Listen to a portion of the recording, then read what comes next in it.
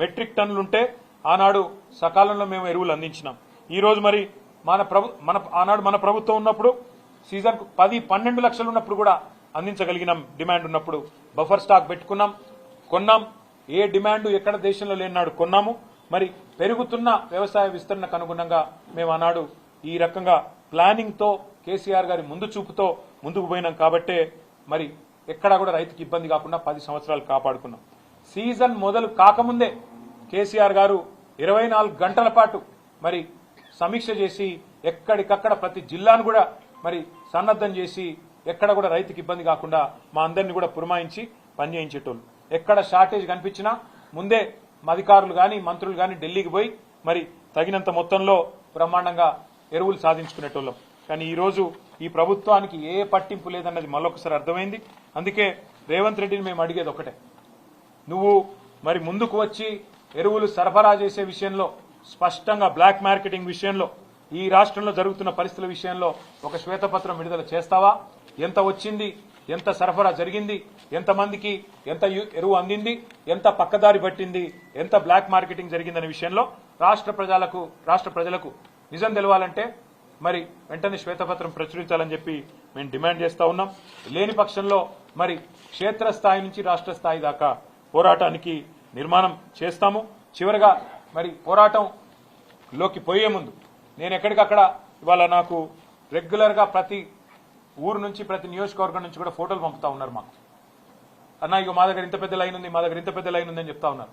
నేను మా బీఆర్ఎస్ సోదరులను కూడా కోరుతా ఉన్నా, ఎక్కడికక్కడ రాష్ట్ర వ్యాప్తంగా ఉన్న మా నాయకత్వాన్ని కూడా కోరుతా ఉన్నా, దయచేసి గౌరవనీయులైన నియోజకవర్గాల ఇన్ఛార్జీలు, ఎమ్మెల్సీలు, ఎమ్మెల్యేలు, మాజీ పార్లమెంట్ సభ్యులు, మాజీ జిల్లా పరిషత్ చైర్మన్లు, జెడ్పీటీసీలు, ఎంపీపీలు అందరూ కూడా దయచేసి రాబోయే వారం రోజుల పాటు అన్ని నియోజకవర్గ కేంద్రాల్లో, అన్ని నియోజకవర్గాల్లో, అన్ని సొసైటీ కేంద్రాల్లో ఎక్కడికక్కడ మరి ఈ ఎరువుల పంపిణీ కాడికి మనం పోవాలి, రైతులతో మాట్లాడాలి. ఆనాటి పరిస్థితి ఎట్లుండే ఇవాళ ఎట్లా ఉన్నదో వారికి గుర్తు చేయాలి. అట్లాగే అధికారులతో కూడా సంభాషించాలి. ఎందుకు పైనుంచి ఎంత వచ్చింది, మీరు ఎంత ఇస్తున్నారు, పైనుంచి షార్టేజ్ ఉందా, లేకపోతే ఇక్కడికి వచ్చినాక షార్టేజ్ అవుతున్నదా, డిమాండ్ ఏమైనా పెరిగిందా, పోయిన సీజన్లో ఎంతుండే, కేసీఆర్ గారు మరి 2023 ఆనాటి వానాకాలంలో ఎంత ఇచ్చినారు, ఈ రోజు ఎంత ఉంది, ఎందుకు పరిస్థితి మారిందనే విషయంలో కూడా రైతులకు వివరించి చెప్పాలి.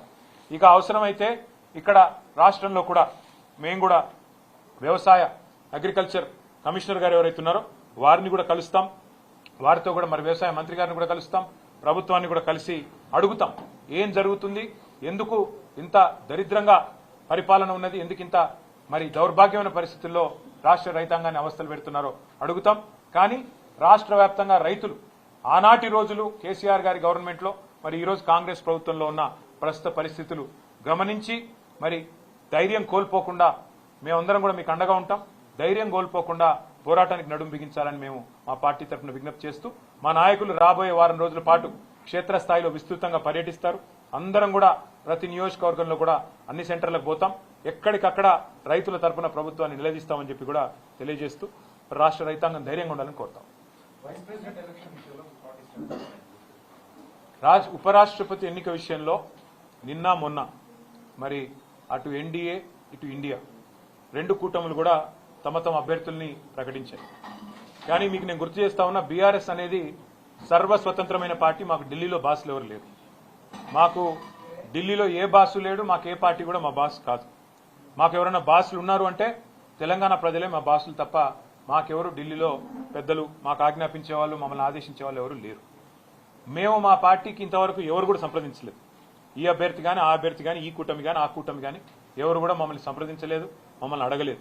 మేము కూడా ఒక పార్టీగా కేవలం మీడియాలో చూసిందే తప్ప ఉపరాష్ట్రపతి ఎన్నిక జరుగుతుందని మాకు ఇంతవరకు ఎవరు కూడా సంప్రదించింది లేదు, ఎవరు కూడా అడిగింది లేదు.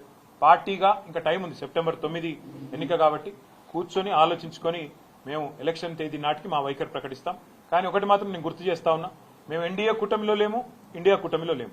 మాకు ఇద్దరు అభ్యర్థులకి ఎవరికి సపోర్ట్ చేయాలనే విషయంలో మాకు ఢిల్లీ నుంచి ఏ ఒత్తిడి లేదు, మాకు ఏ ఒత్తిడికి తల ఒగ్గాల్సిన అవసరం లేదు. మాకు ఢిల్లీలో ఏ బాస్ కూడా లేరు. మేము తెలంగాణ ప్రజల మూడుకు అనుగుణంగా, తెలంగాణ ప్రజల ఆకాంక్షలకు అనుగుణంగా, ఇక్కడ ప్రజల ప్రయోజనాలకు అనుగుణంగా, రాష్ట్ర ప్రజల ప్రయోజనాలకు అనుగుణంగా ఏ నిర్ణయమైనా తీసుకుంటాం తప్ప మేము ప్రస్తుతానికైతే ఏ నిర్ణయం కూడా తీసుకోవాలి.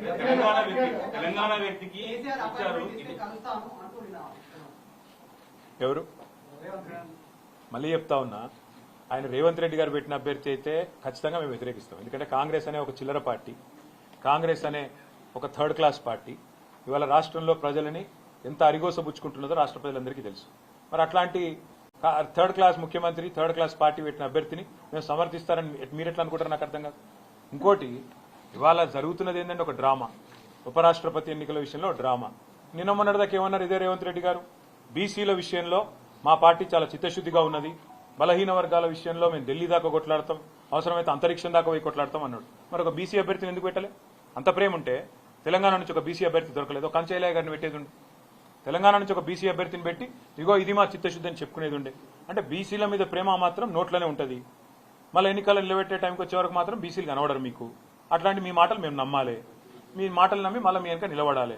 నేను అడుగుతానమ్మా, మీరేమైనా మెహర్బాన్ చేస్తుండ్రా? మాకు మేము సర్వస్వతంత్రమైన పార్టీ, మేము డెఫినెట్గా ఎన్డీఏలో లేము, ఇండియాలో లేము.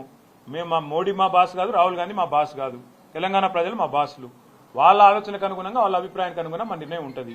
ఇక్కడ ఒకటి మాత్రం వాస్తవం, రెండు పార్టీలు దొందు దొండేనండి. కాంగ్రెస్ బీజేపీ రెండు కూడా దొందు దొందే. తెలంగాణను ఇద్దరు కూడా ముంచినోళ్లే. 11 ఏళ్లు బీజేపీ ఏం చేయలే, 2 సంవత్సరాలకు 20 నెలలుగా కాంగ్రెస్ ఏమీ చేయలే, ఇచ్చిన ఒక్క మాట నిలబెట్టుకోలే. ఆ ఇద్దరు అభ్యర్థులను మేము అంత సీరియస్ గా తీసుకోవాల్సిన ఆలోచన ఉంటుందని నేనైతే వ్యక్తిగతంగా అనుకోను. కానీ పార్టీగా, ఎందుకంటే నా ఒక్కడ అభిప్రాయం పార్టీ అభిప్రాయం కాదు, పార్టీగా మేము కూర్చుని ఆలోచించి డెఫినెట్ గా మా ఎమ్మెల్యేలు ఉన్నారు, మా ఎంపీలు ఉన్నారు, మా ఎమ్మెల్సీలు ఉన్నారు, మా ఇన్ఛార్జీలు ఉన్నారు, మా స్టేట్ కమిటీ ఉంది, అందరం అవసరమైతే పెద్దలు కేసీఆర్ గారితో మా అభిప్రాయాలు చెప్పి ఒక పార్టీగా నిర్ణయం తీసుకుంటాం. వ్యక్తిగతంగా నేను అనుకోవడం మాత్రం రెండు కూడా దొందు దొందే. కాంగ్రెస్ బీజేపీ రెండు దొందు దొందే. రెండు తెలంగాణకు పనికొచ్చే పార్టీలు కాదు, రెండు ఢిల్లీ పార్టీలే. వాటిని పట్టించుకోవాల్సిన అవసరం కానీ, వాటి రాజకీయం గురించి ఆలోచించాల్సిన అవసరం కానీ లేదు అనేది వ్యక్తిగతంగా నా అభిప్రాయం.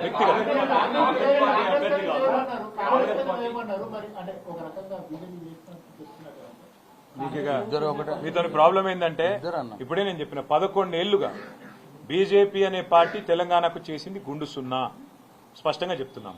ఇప్పుడు 20 నెలలుగా కాంగ్రెస్ పార్టీ తెలంగాణ ప్రజలకు కొట్టింది గుండు, ఇచ్చింది గుండు సున్నా. ఇది వాస్తవం. ఇవాళ యూరియా షార్టేజ్ ఉన్నది. ఎవరు బాధ్యులండి? కాంగ్రెస్ బీజేపీ కాదా? కేంద్రంలో ఉన్న బీజేపీ, రాష్ట్రంలో ఉన్న కాంగ్రెస్. మరి రెండు దౌర్భాగ్య పార్టీల వల్ల తెలంగాణలో 70 లక్షల మంది రైతులు వానల్లో తడుస్తూ ఎరువుల కోసం ఎండుతుంటే వీళ్ళకి మాత్రం ఎలక్షన్ రాజకీయాలు కావాలి. ఎలక్షన్ కావాలి, కలెక్షన్ కావాలి, ప్రైవేట్ మార్కెటింగ్ చేయాలి, బ్లాక్ మార్కెటింగ్ చేయాలి, ఇదే దందా. అందుకే అంటున్నారు రెండు దొందు దొందే. నా వ్యక్తిగతమైన అభిప్రాయం ఒక వ్యక్తిగా, రెండు పార్టీలు కూడా మనకు తెలంగాణకు చేసిందేమీ లేదు, పట్టించుకోవాల్సిన అవసరం లేదని నా వ్యక్తిగత అభిప్రాయం. పార్టీగా మేము ఎన్నిక డేట్ దగ్గరకు వచ్చినాడు నిర్ణయం తీసుకుంటాము, అప్పుడు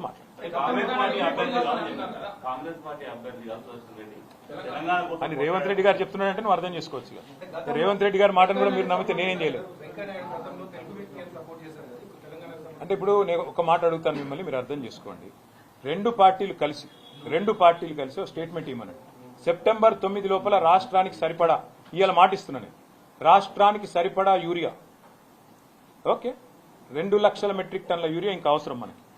ఎవరు ఇస్తా అని స్టేట్మెంట్ ఇస్తే వాళ్ళకి మేము మద్దతు ఇస్తాం. చలో రాష్ట్ర రైతుల తరఫున మాకు 4 ఓట్లు ఉన్నాయి పోయి, ఎవరు ఇస్తా అని చెప్తే 2 లక్షల టన్నుల ఎరువు ఎవరు ఇస్తాము అని స్పష్టంగా ప్రకటిస్తే, మోడీ గారన్నా ప్రకటించాలా, రాహుల్ గాంధీ గారన్నా ప్రకటించాలి, మేము ఇస్తాం. ఏడొచ్చింది మీకు 6 గ్యారెంటీలు వచ్చినట్టే ఉన్నది. కానీ మీరు నమ్మితే మీ కర్మ, అది నేను వేయలేను. తులం బంగారం కూడా వచ్చేసింది, 2500 కూడా వచ్చేసినాయి, రైతులందరికీ 15,000 కూడా అడ్డాయి. నువ్వు మహేష్ గౌడ్ మాటలు అంటే 6 గ్యారెంటీలు కూడా అమలైపోయినాయి. మీరు నమ్మదలుచుకుంటే మీరు నమ్మండి, మేము ఈ చిల్లర మాటలు మేము నమ్మము. ఎవరు 2 లక్షల టన్నుల ఎరువులు మేము తీసుకొచ్చి సెప్టెంబర్ 9 లోపల పెడతాం అని స్పష్టంగా అష్యూరెన్స్ ఇస్తే ఆ అభ్యర్థికి ఓటేసే విషయంలో మేము ఆలోచిస్తాం, సానుకూలంగా పరిశీలిస్తాం. Thank you. తెలంగాణలోని ఏ ఊరు చూసినా, ఏ పల్లె చూసినా ఒక దయనీయమైన పరిస్థితి కనబడతా ఉన్నది.